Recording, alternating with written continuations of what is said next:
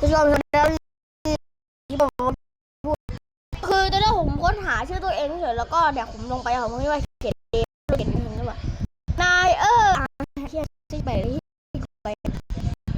ก็เป็นชื่อเรียบร้อยแล้วดังชักเลยครับทำไมซัมมิงเกอร์โอ้ไลฟ์สดยังไม่มีโอ้ย1050 เลยแป๊บหนึ่งนะต้องไปเลยกินนะคำขอร้องนะผมลงแล้วก็คือตี 1ใช่ผมเปลี่ยนชอบตั้งแต่ตี 1แต่มึงดูโพสนะกูอันนี้เพื่อนผมเดี๋ยวก็เห็นว่ะเห็นจริงๆด้วยผมส่วนแล้วก็มีเพื่อนผมอยู่นะนี่เพื่อนผมนี่เพื่อนผมใครอยากเห็นเพื่อนผมก็นี่ไม่ใช่นัทพัฒน์กับแก้วผมนี่คือเพื่อนผมเองเพื่อนผมจากช่องหนึ่งกดฟังผมแค่ฟังมาไหนก็ฟังหน่อย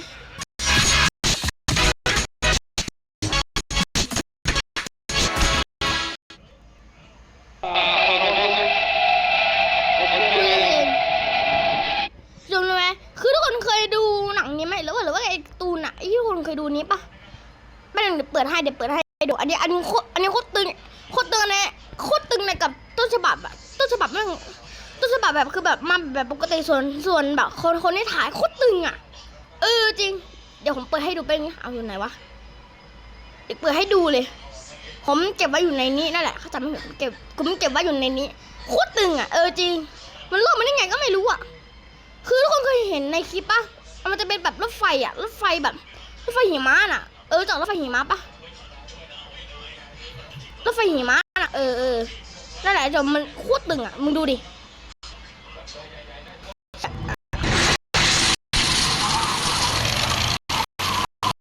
มึงนะจับไปเลยมา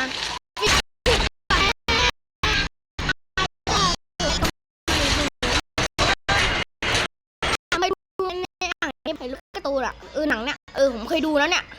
โคตรตึงอ่ะแม่งรถไฟแม่งหลายรอบแล้วแบบมันยังไม่สักทีเลย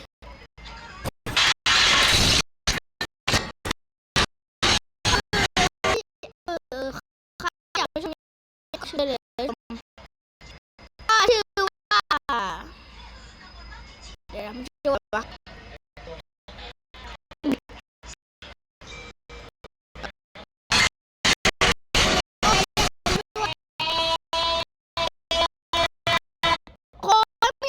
ก่อน What the fuck มันตึงอ่ะต้นฉบับนี้ไม่ค่อยเท่าไหร่นะแต่เขาแบบมีคนมาถ่ายไปยี่โคตรตึงอ่ะมันตึงไปไหนที่โคตรตึงอ่ะจริงแม่งยังรับได้เลยนะเขาเจ็บอยู่ในนี้แหละใครที่จะมาดูมึงดูได้เลยนี่ผมเก็บไว้อยู่ในนี้จริงผู้ชมผมแบบผมอยากตบมือให้เขาอ่ะมันตึงเกิน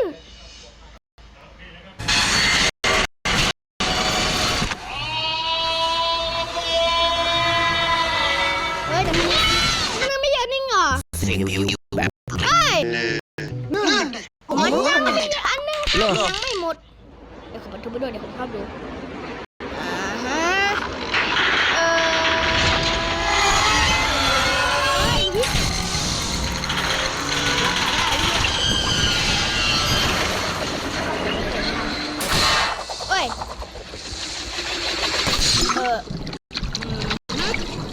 อันนี้น่าจะ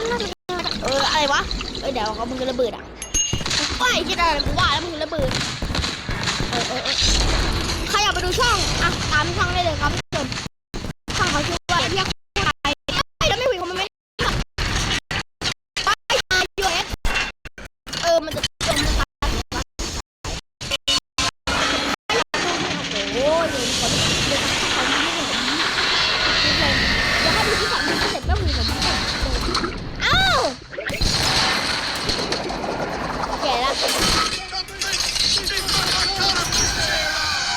เดี๋ยวดู2 คลิปนี้เสร็จผมปิดคลิปเลยโอ้ยโอ้ no เขามาผิดทางดูดิเนี่ยเขามาผิดทาง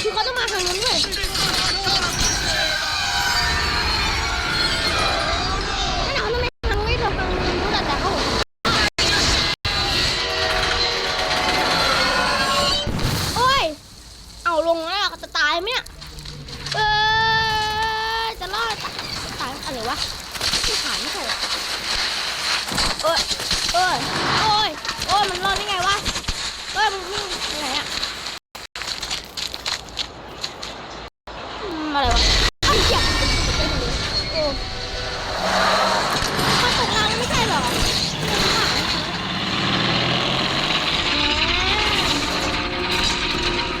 โอ้ยคอมพูดับมันสุดตึงเหลือเกินไม่ไหวไหนที่ไหวจริงๆอันนี้มันคือหนังที่มีหนังตัวหนึ่งอะที่แบบไม่เคยดูที่ไหนอะโคตรหนังดู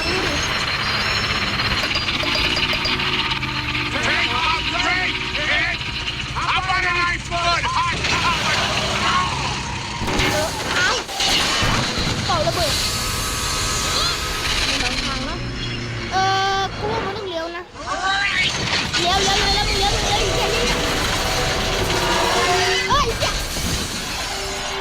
โอ้มึงเลี้ยวไม่ได้อะไม่ทันขึ้นมาตีกันเดี๋ยวบุกแคบเราWelcome back to KNTV News. Pretty quiet here in town tonight. Not much going on right now. What?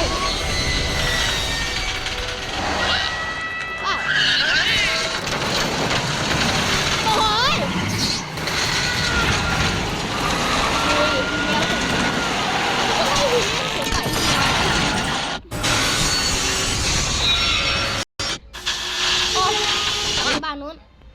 เดี๋ยวดูนี่ดู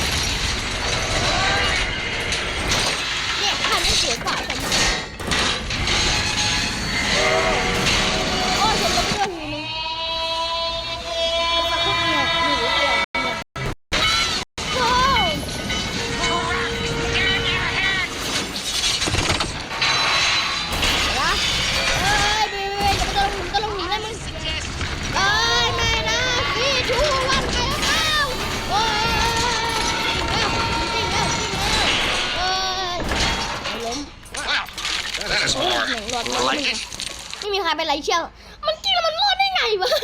กูก็สงสัยอะอะไรวะกูว่ามันเบรกกิ้งมันจะล้มมันชนใครรีบไปดิครับตัวใครต่อมารีบไปดิมันจะเบรกกิ้งมันล้มมันค้างวะเดี๋ยวขอเรียกคนสอนเมื่อกี้นี้โอ้ยพี่นี่กันโอเคมันมีตู้นึงโอ้ยเล่นตู้ผู้โดยสารเขาแค่มาดูว่ามันเป็นไรหรือเปล่า We are on a very tight schedule. And I've never been late before. ก็จะมีนี่ไอ้คนนี้ไหน Hey, you. Yeah, you. What kind of music? About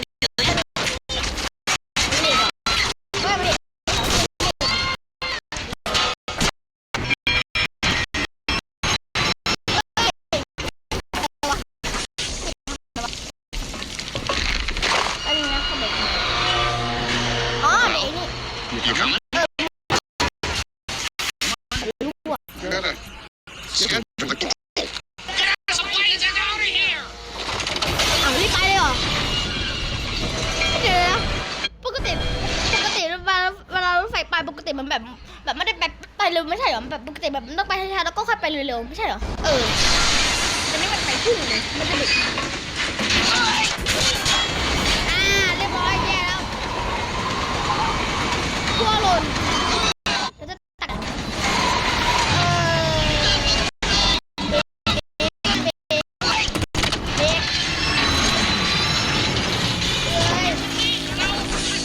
เ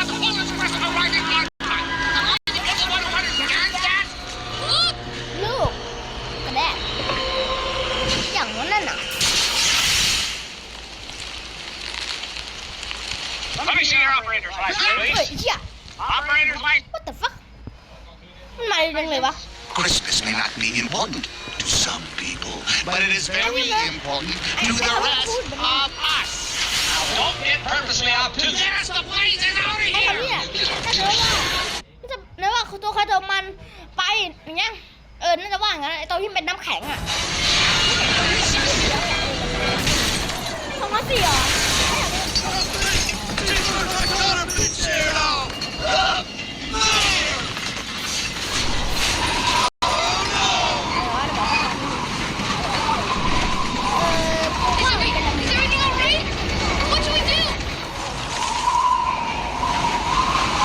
โอ้โหไอ้เหี้ยมันก็เร็วเกินเร็วเอ้ย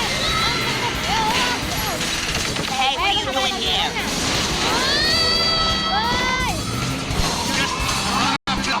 เดี๋ยวอีกคลิปหนึ่งมันจะเป็นคลิปที่ผมพากย์ส่วนอีกคลิปหนึ่งจะเป็นคลิปผมพากย์ใช่มันเป็นคลิปผมคลิปหนึ่งเป็นคลิปผมพากย์ส่วนผมพากย์อันนี้แหละ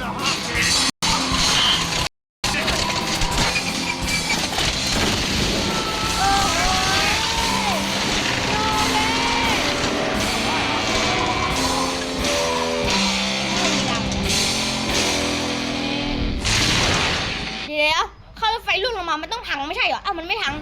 แปลว่ารถไฟทำมาจากเบนซ์ล็อกสดีใช่ป่ะนั่นคือว่ามึง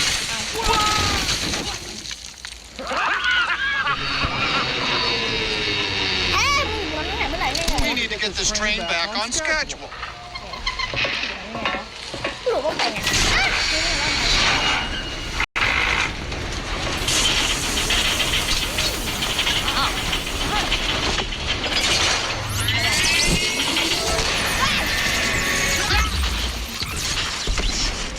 Well, that is more like it. กูอยากทำโอ้ไอ้ผมจำเรื่องตรงนี้ข้าวทำยังไงมันจะเป็นเพลงจำเนี่ย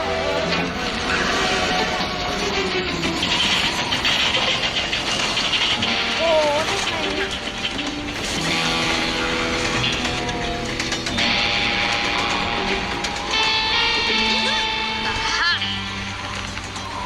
ตัวพระเอกน่าจะเป็นไอตัวนั้นหรือเปล่าไอตัวอยู่เนี่ยไอตัวพระเอกเนี่ยอันนี้น่าจะเป็นตัวพระเอกนะไอคนที่ใส่ตัวเนี้ยที่แบบว่าลูกอ่ะนั่นแหละน่าจะเป็นตัวพระเอกของเรื่องเนี้ย Is the North Pole. เอ็มอะไรนะ Who's driving the เดี๋ยว train? มึงมานี่ไง Okay. ต้องขับรถไฟไม่ได้มึงมานี่ We need to slow this train down. แล้วคนที่ยังไงด้วยเดี๋ยวมันจะบอกว่ามันจะขับรถไฟไปไหน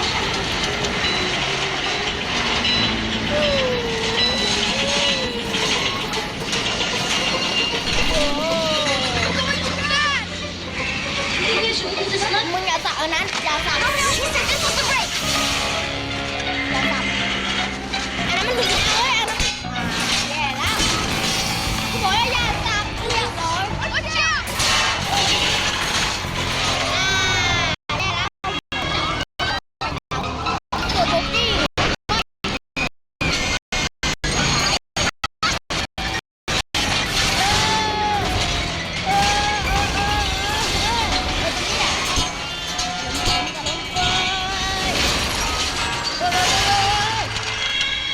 ถ้าจะไม่ผิดนะรถไฟไอ้บุกถ้าจะไม่ผิดนะหัวตับมันไม่มาตรงนี้ไอ้ตัวสุดท้ายมันจะมาตรงนี้เว้ยแล้วก็แบบอยู่ตรงนั้นแล้วก็มุมแล้วก็มันเขาจะเดินทางตรงนี้เว้ยแต่อันนี่ไม่มาหาทั้งล่วงไหมเนี่ยถ้าคุณจะดูเนี่ยหรือว่าดูเนี่ยให้คนไปดูต้นฉบับก่อนแล้วก็ค่อยไปดูอันจริงผมดูไปดูมาหลายรอบแล้ว Gonna be okay. แบบไม่ได้ดูไอ้นะจะล่วงไหม Maybe not. ล่วงเลย กุ้งเก่ง ใส่เอา เอาไงตายแน่ๆเลยแต่ว่ามันยังไม่ตายมันยังมีพวกของรางรถไฟอีกเหรอมันไปไม่ได้อุ้ยเป็นสะพาน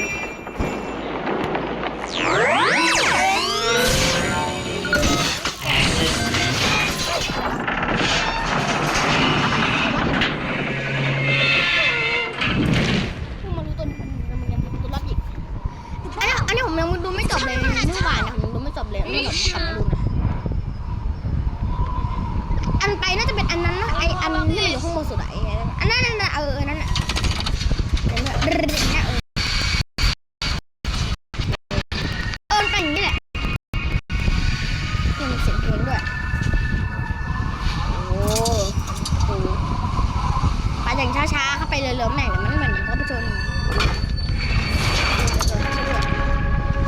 อันนี้เนี่ยเขาจะไม่ผิดนะตอนที่เขาล่วงลงมาปุ๊บแล้วก็เขาจะวิ่งไปตรงนี้ผมจำไม่ผิดคือเขาจะวิ่งไปทางนี้ผมจำได้อันนี้ไม่เกี่ยวนะไม่เกี่ยวว้าวเดี๋ยวแบ็คลูมึงมาจากไหนเนี่ยเดี๋ยวแบ็คลูมึงไม่เกี่ยวไม่ใช่เหรอแบ็คลูมึงมาได้ไงวะนั่นน่ะแบ็คลูมันสงสัยมากแบ็คลูมันมาได้ไงแบ็คลูมันเป็นไปไม่มีทางไหนเฮ้ยเวลาได้มึงนะไปแล้วกันเดี๋ยวไป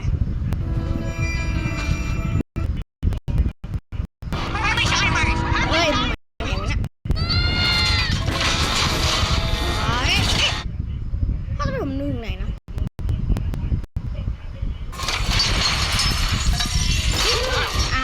มองถึงตรงนี้แล้วกันแต่ไม่เห็นนะเมื่อผมนึงถึงไหนวะ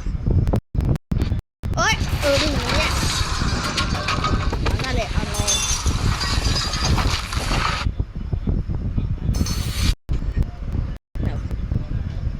น่าจะตรงนี้นะขาอย่าแล้ว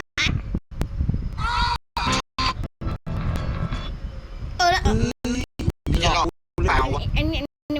นี่ว่า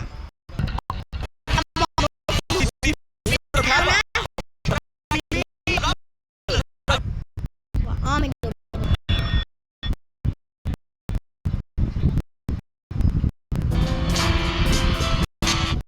แล้วจะกลับยังไงวะ Merry